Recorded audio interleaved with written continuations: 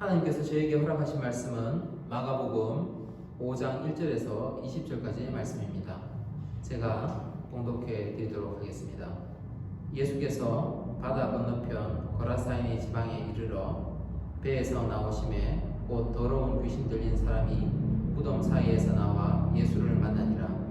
그 사람은 무덤 사이에 거처하는데 이제는 아무도 그를 쇠사슬로 맬 수 없게 되었으니 이는 여러 번 고랑과 쇠사슬에 매었어도 쇠사슬을 끊고 고랑을 깨뜨렸음이로라. 그리하여 아무도 그를 제어할 힘이 없는지라. 밤낮 무덤 사이에서나 산에서나 늘 소리 지르며 돌로 자기의 몸을 해치고 있었더라. 그가 멀리서 예수를 보고 달려와 절하여 큰 소리로 부르짖어 이르되 지극히 높으신 하나님의 아들 예수여, 나와 당신이 무슨 상관이 있나이까?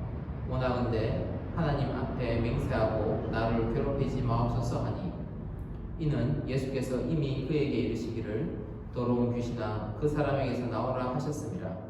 이에 물으시되 내 이름이 무엇이냐?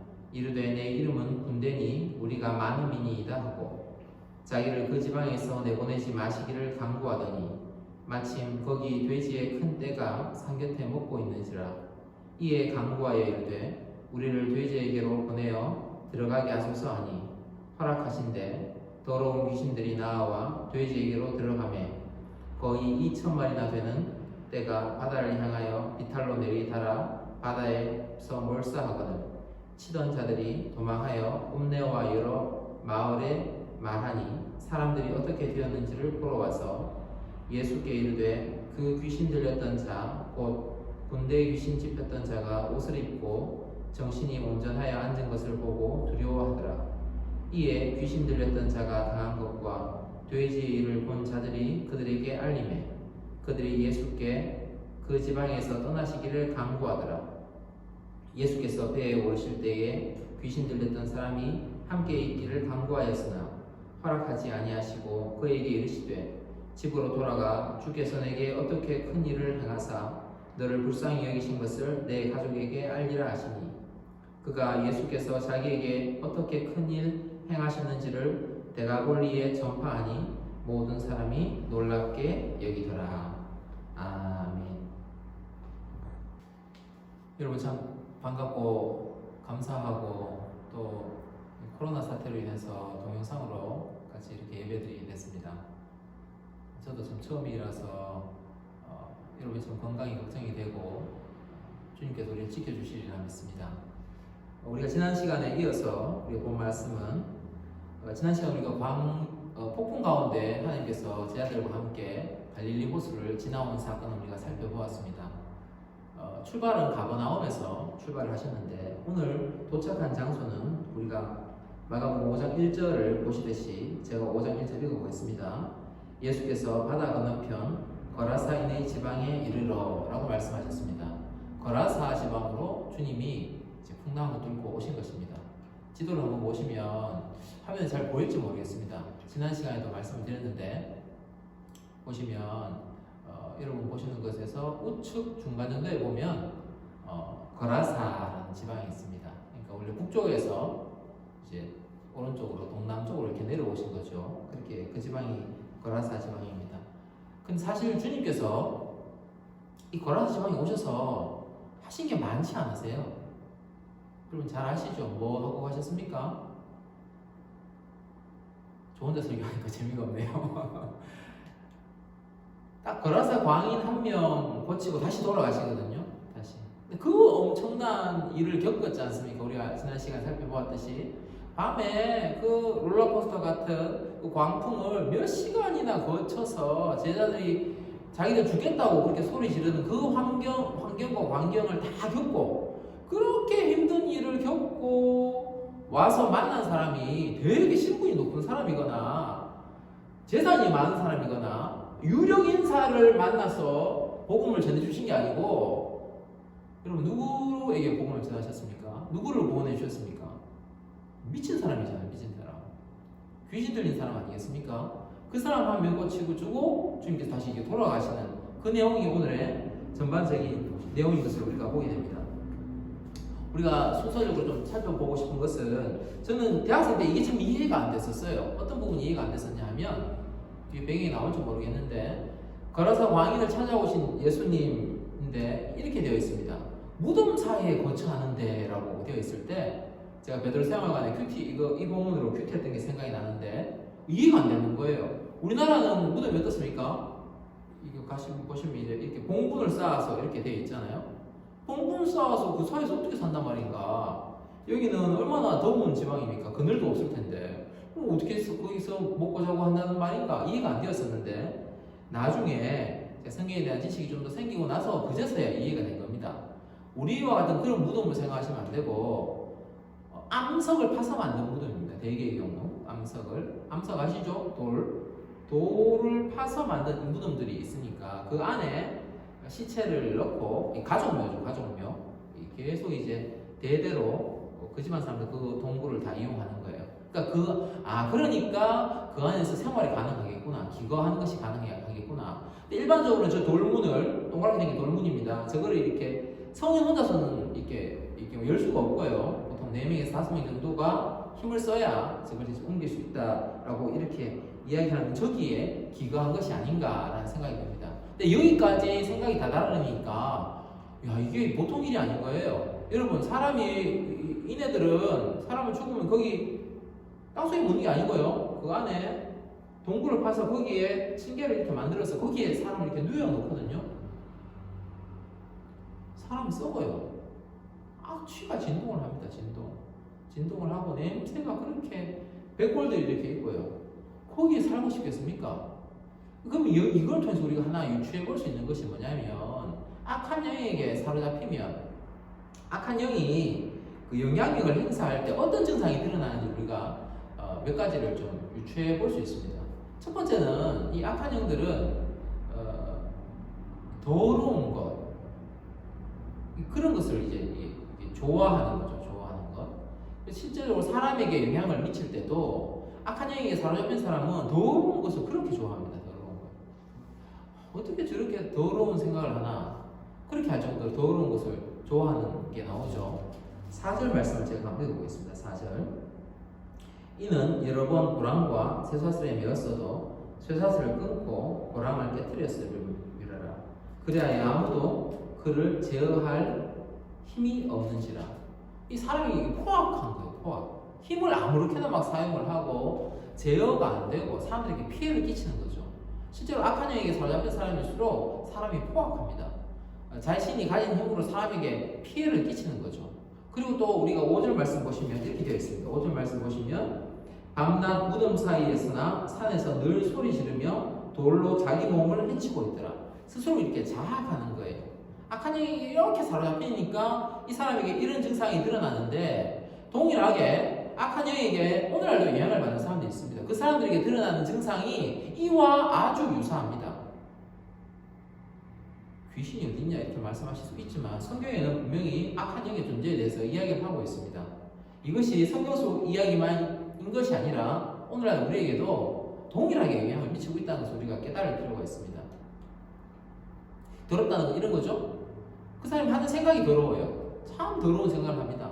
온갖 악한 생각을 하고 더러운 말을 하고 더러운 행동을 합니다. 설교 시간에 다 표현할 수가 없습니다. 그로데스크 하다라는 용어도 있습니다. 정말 어떻게 그런 것을 하는지 예술이라는 이름 하에서 그런 것들을 합니다. 포악합니다. 힘으로 사람을 괴롭혀요. 그걸 즐겨요. 힘으로 사람을 괴롭히는 것을 즐겨요. 힘을 다른 사람들에게 좋지 않은 방향으로 투사합니다. 역사적으로 보면 히틀러가 그랬고 스탈린이 그랬고 수많은 사람들이 자신의 힘으로 사람들을 괴롭힙니다. 우리가 생각할 때 나 좀 독재자라서 그렇겠구나 라고 생각할 수 있지만 영적으로 본다면 그 뒤에 악한 영이 그를 장악하고 있는 것이라고 볼 수도 있습니다. 그러니까 또 이 사람들의 또 특징은 악한 영들이 또 하는 특징은 사람을 망가뜨리는 게 목적이니까요. 약물로 사람을 망가뜨리고 마약이나 이런 것으로 사람을 망가뜨리고 결국에는 자해하게 만들고 스스로를 학대하게 만드는 거죠. 그래서 결국에는 자살로까지 이끌어가지 않습니까? 이게 악한 영이 가지고 있는 하나의 어떤 공통적인 특징이라고 이야기를 할 수가 있을 것이고 그것이 오늘 동일하게 이 고라사 광인에게도 이러한 현상이 드러나는 것을 우리가 오늘 본문을 통해서 확인해 볼 수 있을 것 같습니다. 여기 보시면 좀 특이한 부분을 이제 말씀하고 있는데 8절 말씀에 이렇게 되어 있습니다. 이는 예수께서 이미 그에게 이르기를 더러운 귀신아 그 사람에게서 나오라 하셨습니다. 이에 물으시되 내 이름이 무엇이냐? 이르되 내 이름은 군대니 우리가 많음이니이다 하고 라고 되어 있는데, 여기 보시면 이름을 물었는데 이름을 군대라고 말하진 않고요. 요즘 아이들은 이 말을 더 잘 알아들을 것 같아요. 레기온이라고 얘기했습니다. 레기온이라는 단어를 군대로 번역했는데, 레기온은 이렇습니다. 그 당시 보시면 로마의 이제 부대단이에요. 부대단이 하나의 군단인데, 군단 6,000명에서 많으면 10,000명 정도까지 봅니다. 그 정도의 하나의 군단을 레기온이라고 불렀습니다. 레기온이니까 이것은 뭘 상징하냐면 상당히 많다라는 의미로 사용이 되는 것이죠. 그래서 보시면 실제로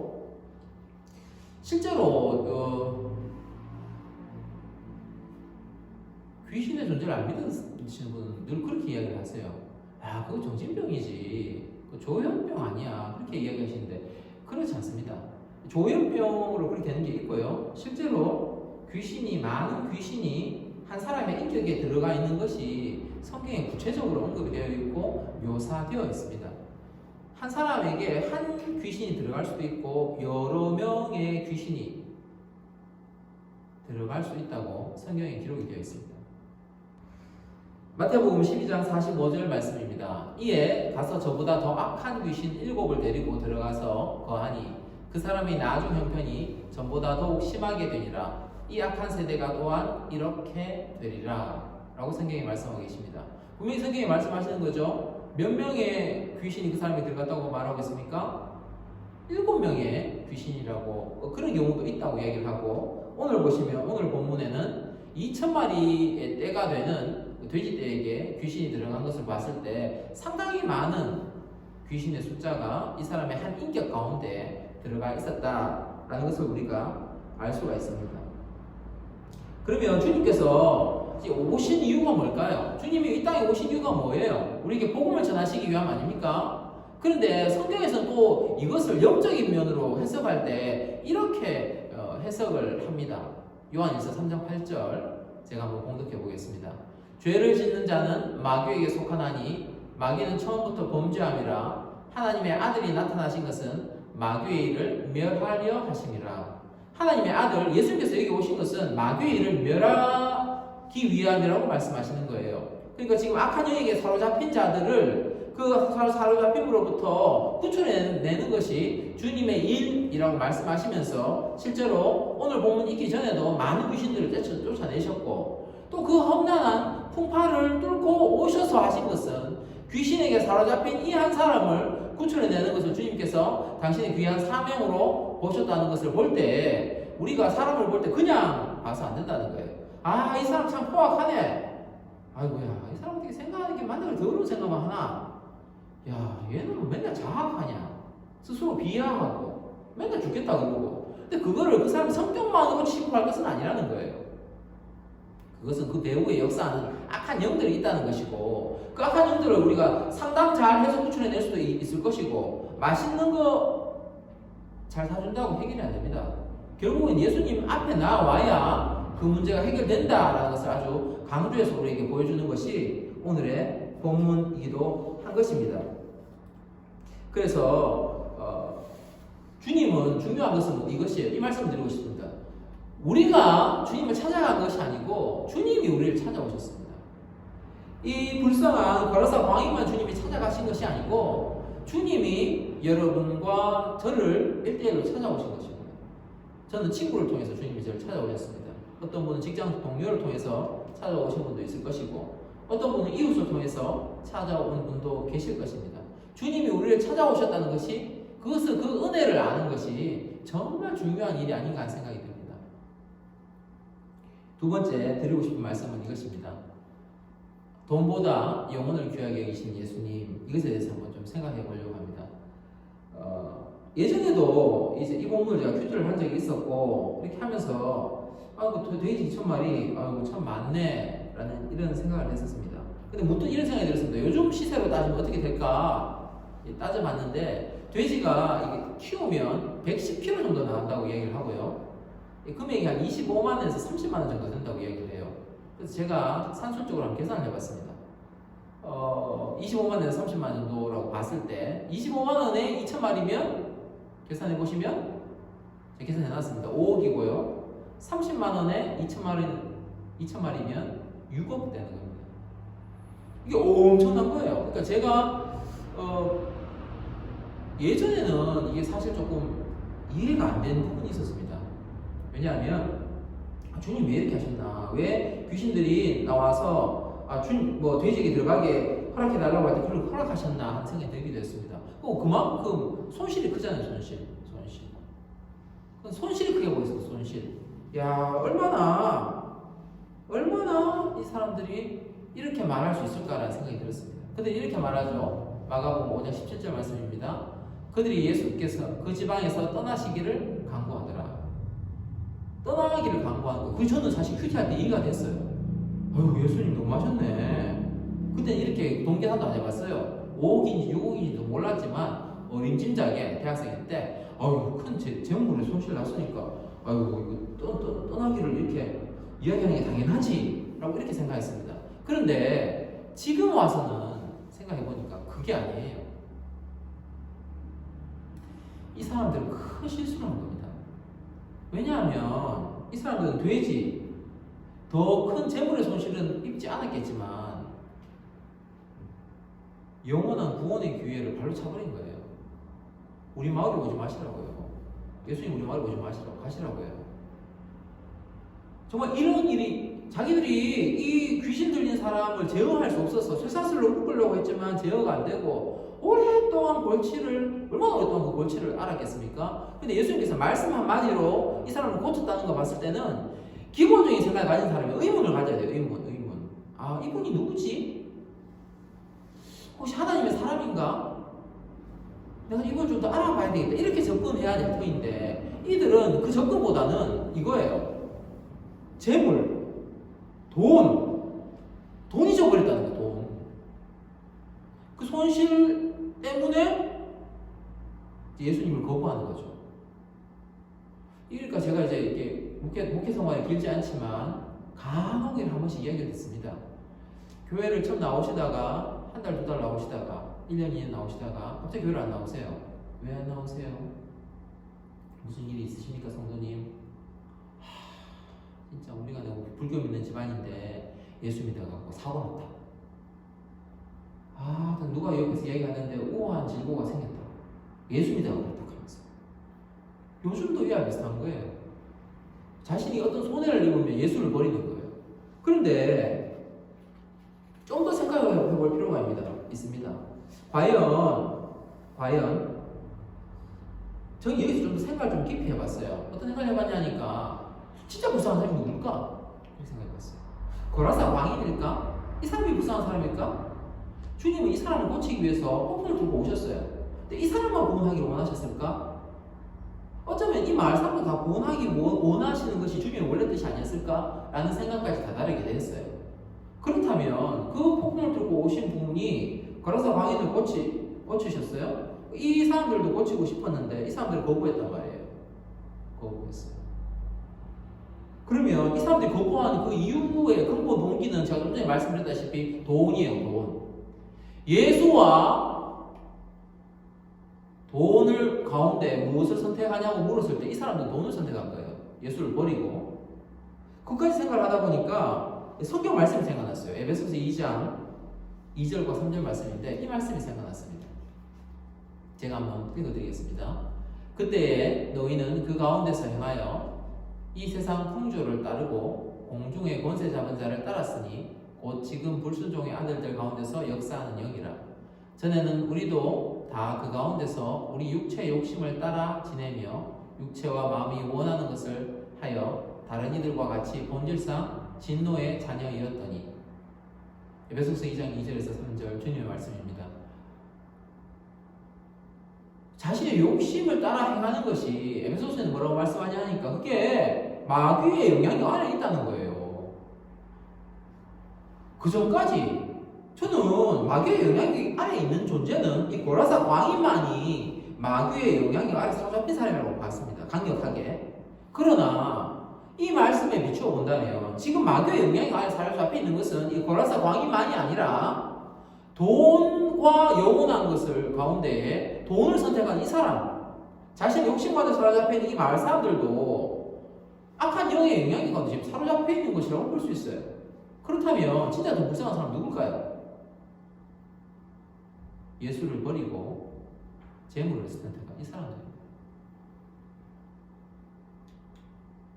성경은 말씀하죠. 이 세상 풍조를 따르고 육체의 욕심을 계속 선택하는 사람은 진노의 자녀다, 마귀 자식이다, 이렇게 이야기를 하는 겁니다.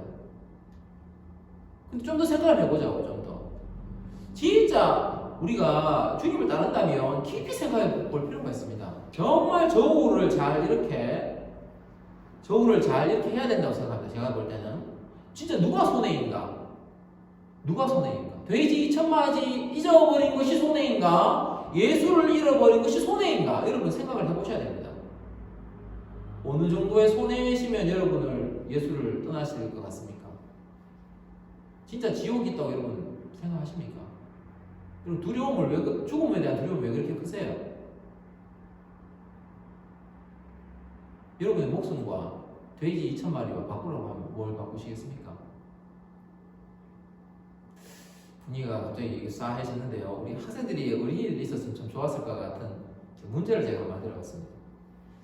하나님을 따르면서 겪는 물질적 손해를 여러분 1번, 2번, 3번, 4번, 5번 중에 어느 정도까지 손해를 감당할 수 있겠습니까?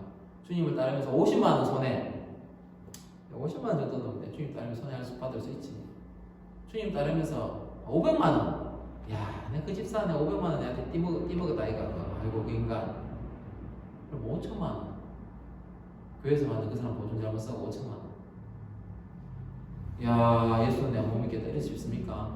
5억은 어떻습니까? 5억. 혹시 5억 생각하시는 분 계신 거 아닙니까? 절대 손해 못 봐. 나 절대 손해 못 봤는데 예수 믿으면 손해 보려고 내 예수를 왜 믿냐? 내 손해 보려고 예수 믿는 거 아닙니다. 나 득 보려고 예수 믿지 손해 보려고 예수를 내가 왜 믿어요? 이렇게 생각하시면 여러분 지금 이 악한 영의 영향력 가운데 지금 있으신 거예요. 지금 성경은 이 정도가 아니고요. 우리에게 언젠가 한번 물어볼 것 같아요. 언젠가 한번 내가 무엇을 선택하는가? 나에게 중요한 건 진짜 천국인가? 아니면 돈인가? 나에게 진짜 필요한 것은 예수인가?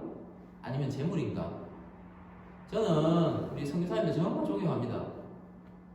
목사도 진짜가 있고 가짜가 있고 선교사도 진짜가 있고 가짜가 있는데 제가 보는 선교사님들 다 진짜인 것 같아요. 뭘 보고 할 수 있나? 저분 선교사하는 것보다 국내에서 일하시면 훨씬 돈 많이 벌어요. 훨씬 인정받습니다. 저보다 훨씬 훌륭하신 분들 많고요. 그럼에도 불구하고 그분들은 천국이 더 중요하다고 생각을 하고 예수가 더 중요하다고 생각했기 때문에 저울에 놓아봤을 때 더 중요하다고 생각했기 때문에 그들은 재물은 이렇게 내려가는 거예요. 천국이 올라가는 거죠. 그러니까 이 천국을 잡은 거 아니겠습니까? 그것에 대해서 저는 이 말씀이 또 생각이 났어요. 마태복음 13장 45절 46절 말씀인데요. 제가 한번 읽어보겠습니다. 또 천국은 마치 좋은 진주를 구하는 장사와 같으니 극히 값진 진주 하나를 발견하며 가서 자기의 소유를 다 팔아 그 진주를 사느니라. 아멘. 여러분 진짜 그 값어치를 아는 사람만 저걸 다 팔지 않겠습니까? 그 값어치를 모르는데 그걸 왜 팔아요? 저도 사실 진주가 진짜 비싼 진주와 값싼 진주를 잘 분간을 못합니다. 진짜와 가짜. 근데 전문가는 보시면 안다 하더라고요. 금반 사장님은 아신대요. 이 진짜 값진 거 비싼 건지 이만한 진주면 얼마나 비싸겠습니까? 비싼 건지 아니면 가짜로 만든 것인지 우리 같은 사람은 범인은 모르는 거예요. 그러니까 이거 가짜인가? 근데 진짜인데 싼값이 나왔다면 자기가 있는 건 다 팔아 뭘 사지 않겠습니까? 그럼 진짜 가치를 아는 사람이라면 돼지 2천마리가 뭡니까? 5억이 뭡니까? 지구상에 부자가 얼마나 많을까요? 5억 주면 천국 간다고 하면 5억 포기하지 않겠습니까? 그런데 동일한 선택권이 우리 가운데 있습니다. 여러분 우리가 늘 그것을 겪습니다. 예수 믿으면서 여러분 어디까지 손해를 겪어보셨습니까? 여러분 그것이 여러분이 저는 설교 준비하다가 이게 어리석은 마을 사람들 바보같이 근데 예수님 좀 더 생각해보고 손해만 생각하지 말고 신기하다 저 예수님이 어떤 분일까 말씀이라도 좀 더 들어보고 여기에 뭔가 있지 않을까 좀 더 연구해보고 더 나아갔더라면 이들이 영생을 얻을 수 있었을 텐데 영생을 버린 거예요. 영생을 돼지 2,000마리하고 영생하고 바꾼 거 아닙니까? 오늘날도 동일하게 이 어리석은 선택을 하시는 분들이 계세요. 예수 믿어서 내가 사업이 잘 안 되는 것 같다고. 예수 아닌 것 같다고. 아이고 예수 믿고 났더니 우환질고가 생긴다고. 여러분 영적 전쟁이니까 그런 게 생기는 거죠. 악한 영들이 여러분 지금 잡는 거 아닙니까? 거기에 넘어가시면 안 되는 거예요. 그럴수록 더 예수께 나아오셔야 되는 거죠. 50만 원입니까? 500만 원입니까? 5천만 원입니까? 5억입니까? 이 마을 사람들은 5억의 손해 때문에 예수를 버렸습니다. 여러분 어느 정도 손해에 예수를 버리실 거? 예수 버리시면 안 되죠. 예수 잡으셔야 되죠. 마지막 세 번째 좀 말씀을 드리려고 합니다. 우리 19절 말씀 제가 한번 읽어보도록 하겠습니다. 허락하지 아니하시고 그에게 이르시되 집으로 돌아가 주께서 내게 어떻게 큰일 행하사 너를 불쌍히 여기신 것을 내 가족에게 알리라 하시니 그 앞구절로 제가 한번 읽어보겠습니다. 예수께서 18절 말씀입니다. 예수께서 배에 오실 때에 귀신 들렸던 사람이 함께 있기를 강구하였으나 이제 이 귀신 들렸던 거라사 광인은 예수님을 따르고 싶었어요. 따라가고 싶었어요. 예수님 따라다니고 싶었고 함께 있고 싶었어요. 근데 주님은 함께 있는 걸 허락하지 아니하시고 너를 얼마나 주님이 불쌍히 여기시고 하나님 너를 불쌍히 여기신 것을 네 가족에게 이 마을에 남아서 가족에게 전하라고 그 사명을 주신 거예요. 우리가 사명을 생각할 때 뭐가 사명을 생각하세요? 저는 이거 좀 사명하고 좀 생각해 봤었습니다. 뭐냐면 우리는요 내가 원하는 걸 이렇게 선택하려고 할 때가 있어요. 그래서 왕이도 얼마나 주님과 함께 있고 싶은 거예요. 주님과 함께. 주님을 따라다니고 싶은 거예요. 그 마음이 컸어요. 그런데요, 주님은 그 따라다니는 걸 원치 않으시고요. 거기 머물러서 복음 전하기를 원하셨어요. 주님은 사명을 주실 때 내가 원하는 걸 하도록 하지 아니하시고 당신께서 우리에게 사명을 주시는 거예요. 근데 어떻게 보면요, 그 사명이 훨씬 어려워요, 훨씬. 예수님 따라가는 게 어쩌면 이 거라사 광인이 더 쉬웠을 수 있어요. 왜냐하면 예수님 따라다니면요 그전처럼 그 미친 사람 취급하겠습니까? 그렇지 않겠죠. 하지만 그 마을에 남아서 복음 전한다는 건 쉬운 일이 결코 아닙니다. 자 얼마 전에 미친 게 아닐까? 자 때문에 돼지 2,000마리 얼마나 사람에게 손가락질 받으면 살겠습니까?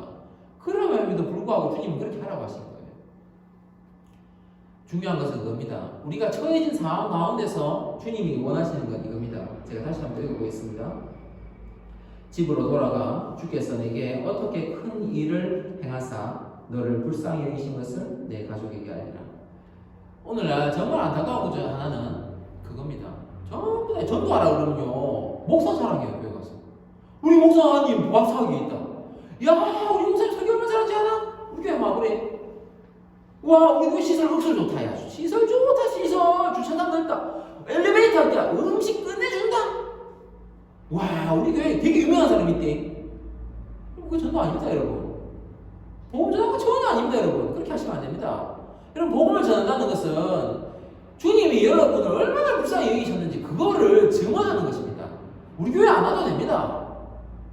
주님이 여러분을 얼마나 불쌍하게 여기시고 주님이 여러분을 얼마나 사랑으로 베푸셨는지 그거 전하는 것이 그거 주님 우리에게 주신 사명이거든요. 그거 전하셔야 되거든요. 결론 맺겠습니다. 나를 찾아오신 예수님을 우리가 기억하면 좋겠습니다. 예수님을 처음에 만난 사람은요 더러움을 버립니다. 이 거라사 광인 보십시오. 그 시체가 썩어가는 그곳에 머물다가 이제 거기를 탈출하지 않습니까? 정말 여러분 예수님 만나셨다면 여러분 더러움 버리셔야 됩니다. 그 더러운 거 보시면 안 되고요. 더러운 말 이제 그만하십시오. 더러운 거 그만 집어넣으십시오. 아직도 술을 끊지 못하십니까? 아직도 양불이나 이런 거 지금 하십니까? 그 더러운 거 버리셔야 됩니다. 그 여러분 포악함을 떨쳐버리셔야 돼요. 여러분 예수님 만난 이 거라사 왕이 그 다음부터 자신의 힘을 사람들을 그렇게 위협한 데 쓰지 않았을 것입니다. 정말 여러분 예수님 만나셨다면 여러분이 가진 힘으로 남을 억누르거나 약한 자를 착취하거나 그렇게 하신 것은 예수님 맞는 것이 아닙니다. 세 번째는 여러분, 특히 청소년 여러분, 청년들 여러분, 자학하는 것을 멈추십시오. 스스로를 그렇게 학대하고 비하하고 자기를 낮추는 것은 마귀가 주는 생각입니다. 주님이 주는 생각이 결코 아닙니다. 스스로 자학하는 거 이제 그만 멈추십시오.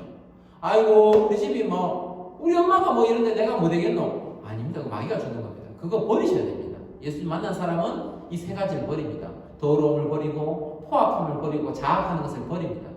여러분 그렇게 옳은 것을 선택하시면 좋겠습니다. 두 번째는 이렇습니다. 예수를 얻기 위해 물질을 버려야 할 때도 여러분 있습니다. 예수님 처음 믿을 때 그런 일이 아주 커요, 여러분. 그럴 때 여러분 물질적 손해가 될 수도 있고요, 관계에 어려움이 될 수도 있습니다. 그럴 때 여러분, 그럴 때일수록 더 예수를 붙잡으셔야 돼요.